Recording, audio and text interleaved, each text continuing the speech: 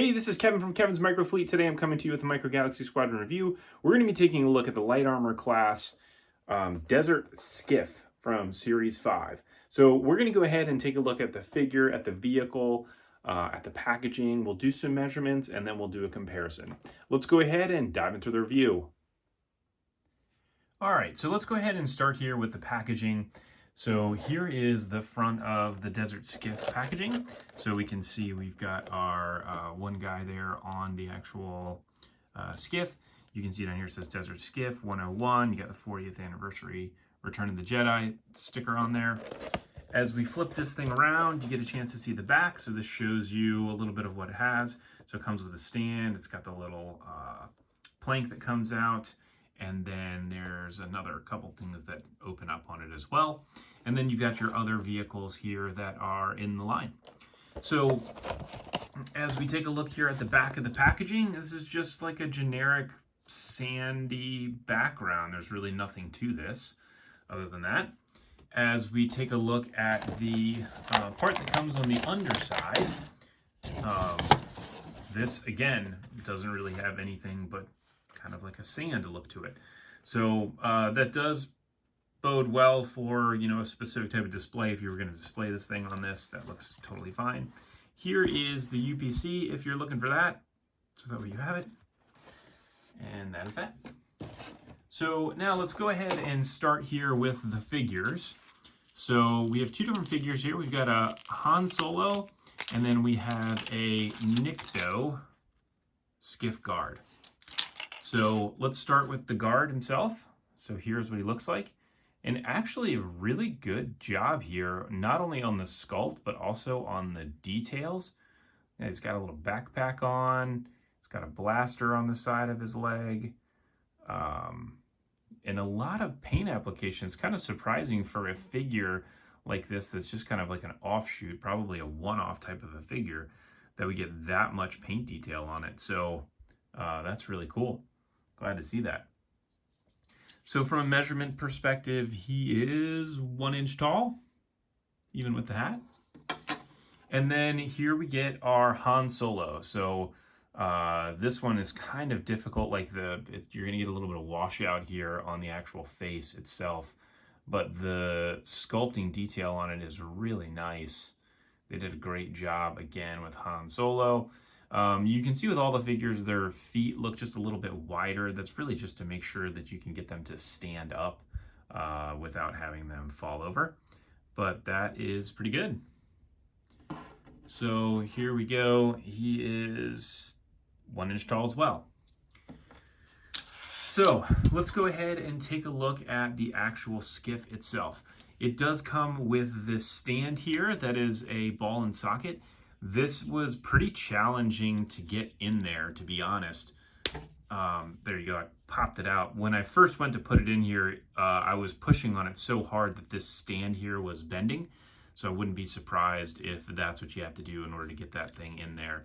It is a great feature, though, to have as a stand. I mean, again, you can see I'm pushing really hard. Whew, finally got that snap in there. But it's perfect for this type of vehicle. I mean, this is really what we've wanted for a long time, is to have display stands. Obviously, this thing can't stand on its own, so you do need it for this specific vehicle. So as we take a look at this thing here from front to back, there is really no paint detail on this at all. This brown, all of the brown that we're seeing on here, is really just the plastic. So there are a couple little gray silver spots here on this one side, just like a tiny bit of that, mainly on this back part here. Now, I think there's probably a handful of reasons why we're getting that.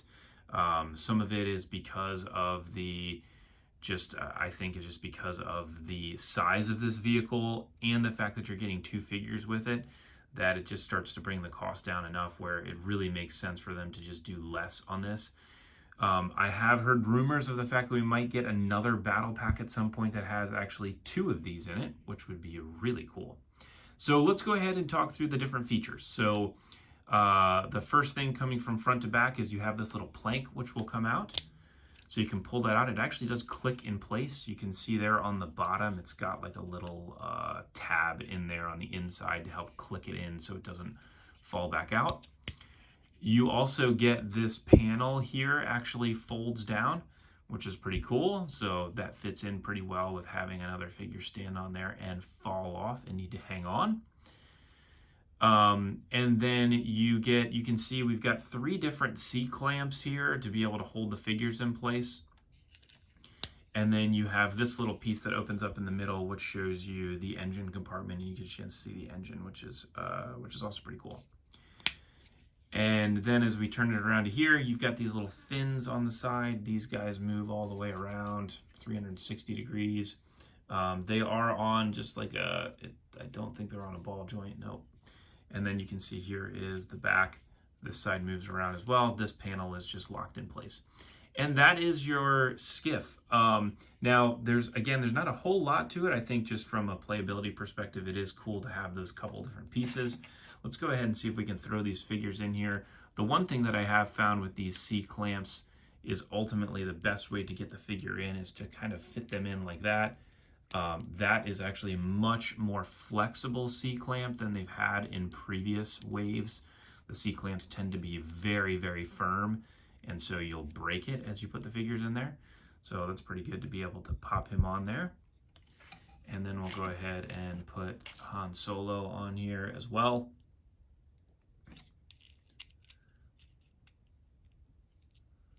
So we can fit his legs in there. Nice. And there he is standing up. So that looks pretty good. So let's use some measurements for this.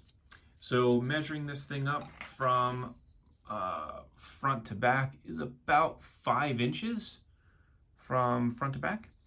And then if we're looking at the height here off of the table without the figure in it, it's about 2 3/4 inches. With the figure, it's 2 3/4-ish, something like that.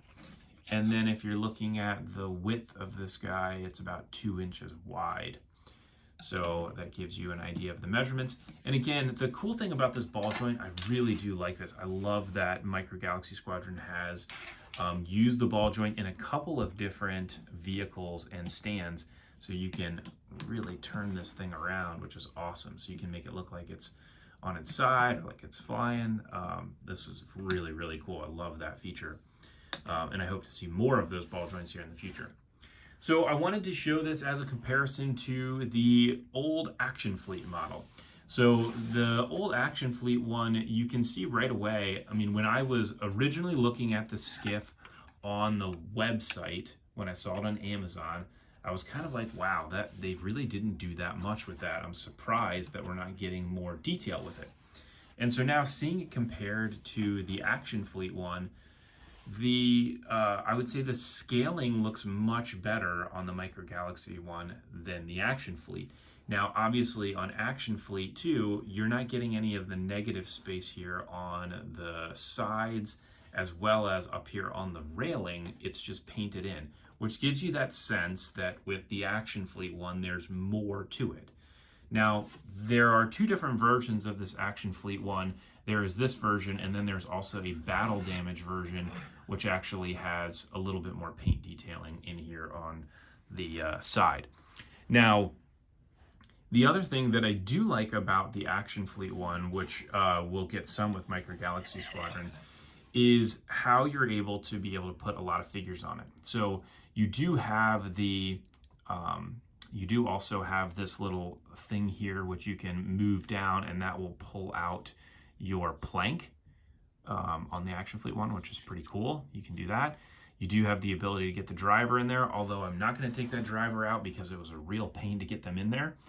And then you can see here, I'll take Luke off. I actually have these guys stuck on here with some blue tack, but they had these tiny little clips there on the bottom. You can see that, where you can slide the figure's feet into it in order to be able to hold them on there so that they don't fall off. That works sometimes, but if you were trying to play with this thing, they just keep falling off and it's not really very useful.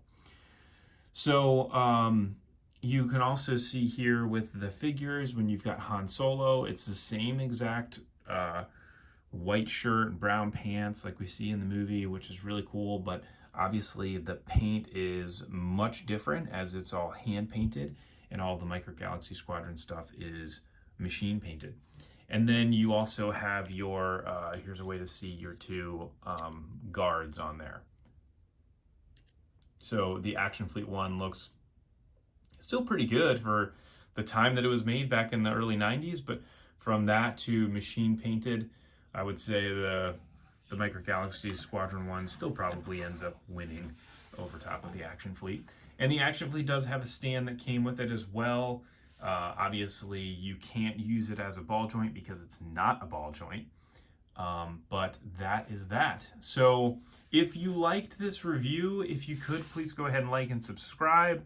I've got links in the description for all of the Micro Galaxy Squadron stuff that's currently available, where you could go on and get the Skiff now if you wanted to. It has been popping in and out of stock, so I'm sure it will be in stock here very soon where everybody will be able to get it. Thank you for tuning in. I appreciate you hanging with me this long, and I look forward to seeing everybody on the next review.